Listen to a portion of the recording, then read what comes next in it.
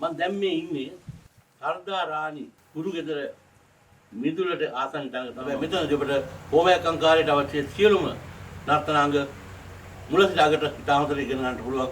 නර්තනයේ තවදුරටත් ප්‍රගුණ කරන්න පිපාසයක් තියෙනවා නම් අවශ්‍යතාවයක් තියෙනවා නම් ඔබට ඕනකමක් තියෙනවා නම් එන්න මේ සර්දා රාණි මම දැන් මේ ඉන්නේ කුරුණෑගල දිස්ත්‍රික්කයේ වාරියපොළ බහුගල ටිකක් දුර එනකොට තියෙනවා ඉතා ලස්සන සුන්දර ගම්මානයක් තියෙනවා විචුකලි ගම. ඒ ගමේ ගුරුගෙදර තමයි මම මේ ඉන්නේ.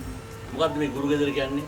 අතීතයේ සිටන් දැහැෙන කාලයක් දුරට ලංකාවේ සාම්ප්‍රදායික නර්තන ඉගැන්වූ නැටුම් ආචාර්යවරයාගේ ගුරුතුමාගේ ගෙදර. ඒක හඳුන්වන්නේ ගුරුගෙදර.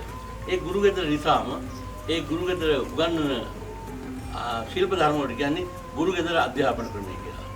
ඉතින් මේ අලුතෙන් ගුරුගෙදර අධ්‍යාපන ක්‍රමය දැන් රටේ ක්‍රියාත්මක වෙන්නේ පාසල් අධ්‍යාපනය සහ විශ්වවිද්‍යාල අධ්‍යාපනය පටන් ගන්න තියෙන නිසා දැන් මේ ගුරුගෙදර අධ්‍යාපනයේ වටිනාකමක් තියෙනවා. මොකද බොහෝ දේවල් අත්හැරන දේවල් පාඨශාලා වලින් නැත්නම් පාසල් වලින් විශ්වවිද්‍යාලයෙන් නැත්නම් කලායතන වලින් අත්හැරන බොහෝ දේවල් ගුරුගෙදර අධ්‍යාපනයෙන් ලබා ගන්නට පුළුවන්. මට මතකයි 1960 දශකයේ මමත් එතකොට පාසල් යන පොඩි ශිෂ්‍යෙක්. මට මතකයි සර්දා රාණි කලායතන කියලා කලායතනයක් තිබුණා. මේ කලායතනය කළේ සර්දාපති මහත්මයා කියලා ප්‍රවීණ ආචාර්යවරයෙක් හිටියා. එතුමාගේ බිරිඳ තමයි චන්ද්‍රා. ඉතින් මේ දෙදෙනා එකතු වෙලා තමයි සර්දා රාණි මේ නම් දෙකේ කොටස් එකතු කරලා කලායතන නිර්මාණය කළා. නැටුම් ගන්නට පටන් ගත්තා. නැටුම් විතරක් නෙමෙයි මේ චන්ද්‍රා සම්බන්ධ වුණාම මේ කලායතන ගන්නට පටන් ගත්තා. ඔබ අහලා ඇති වයම් පළාත ආවේනික නාට්‍ය සම්ප්‍රදායක් තියෙනවා. දෙබස් කතර මුද්‍රා ගීත නාටකය කියලා. අන්න ඒ ගීත නාටක ආරම්භ කළේ මෙතුමාගේ මේ දෙදෙනාගේ පියතුමා සර්දාපති මහත්මයා කියලා අපි කිව්වේ. තාම ලස්සන කටහඬක් තියෙන, ඉතා මිහිරිවට බේර වාදනය කරන්න පුළුවන්, මිහිරිවට සම්මැට්ටම් වාදනය කරන්න පුළුවන්, නටන්න පුළුවන්, ඉතාම හොඳ දක්ෂ කලාකරුවෙක්. එතුමාගේ දරුවෝ දෙන්න තමයි දැන් මේ ගුරුගෙදර අධ්‍යාපනය කරන්නේ. මේ විෂය පිළිබඳව ප්‍රාමාණික දැනුමක් තිබෙන සාම්ප්‍රදායික නර්තන පරම්පරාවකින් පැවතෙන සෞන්දර්ය කලා විශ්වවිද්‍යාලයේ කතිකාචාර්යවරු වන සරරුක් ප්‍රියදර්ශන සහ සඳපති ප්‍රියදර්ශන කියන අයියා මල්ලෝ දෙන්න. මේ දෙදෙනාම ප්‍රාථමික කලාවේදී උපාධාරයෙන් දෙදෙනෙක් සෞන්දර්ය කලා විශ්වවිද්‍යාලයේ. ඒ දෙදෙනාම සෞන්දර්ය කලා විශ්වවිද්‍යාලයේ කතිකාචාර්යවරු විදිහට වැඩ කරනවා.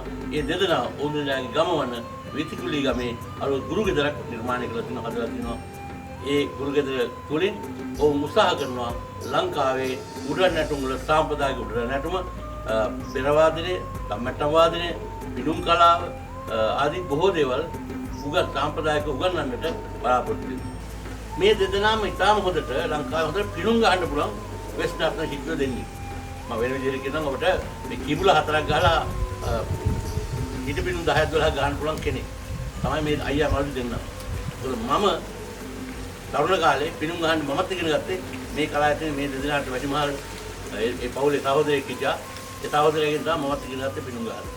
ඒ නිසා ඒ පිටුම් ගහන්න උගන්වන්නත් මේ සර්දා රාණි ගුරුගෙදර දැන් අවශ්‍ය පහත්ම හදලා තියෙනවා.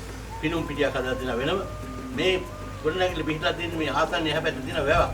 ඒ වැව පිටිය තමයි පිටුම් ගහන්න ලස්සන හොඳම තැන. ඒ වැව පිටියට ගිහලා පිටුම් ගහන්න පුළුවන්. ගමේ අසිරිය විදිමින් නා ගන්න පුළුවන්. නාලා දීකෙලි දාලා පීනලා ඒ පිටුම් ගහ තෙල්ලම් කරලා ඒ කටයුතු කරන්නත් පුළුවන්.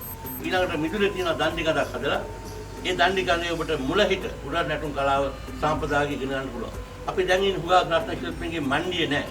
ඒ මණ්ඩිය ඇතින් මූලික හේතුවක් තමයි මේ පාසල් අධ්‍යාපනය සහ විශ්වවිද්‍යාල අධ්‍යාපනය තුළ දණ්ඩි කඳ අභාවයට ගිහිලා තියෙනවා. දණ්ඩි කඳේ කවුරුත් නටන්නේ නැහැ. අපි නටුවන්නේ.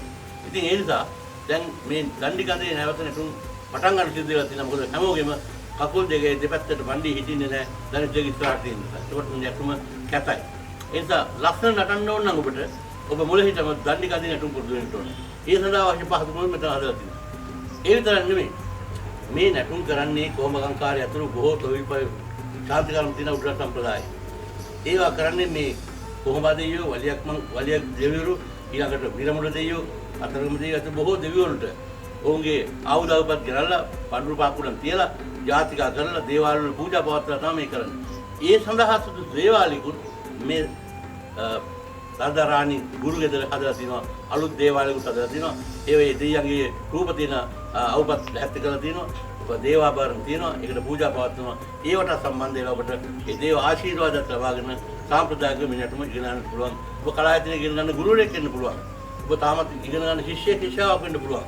ඔබ විශ්වවිද්‍යාල ශිෂ්‍යෙක් ශිෂ්‍යාවක් වෙන්න පුළුවන්. ඔබ වෙනත් ආයතනයක උගන්වන ගුරුවරයෙක් වෙන්න පුළුවන්. කලින් නටාව කෙනෙක්. නැවත ඔබට සාම්ප්‍රදායික ඔබ නටුම මතක් කරගන්න ඕන. ඉගෙන ගන්නට අවශ්‍ය නැහැ. ඒ සඳහා සියලු පහසුකම් ඔබ බෙරදවුල් ගම්මට්ටම් ගෙදරන් ගේන්න ඕන.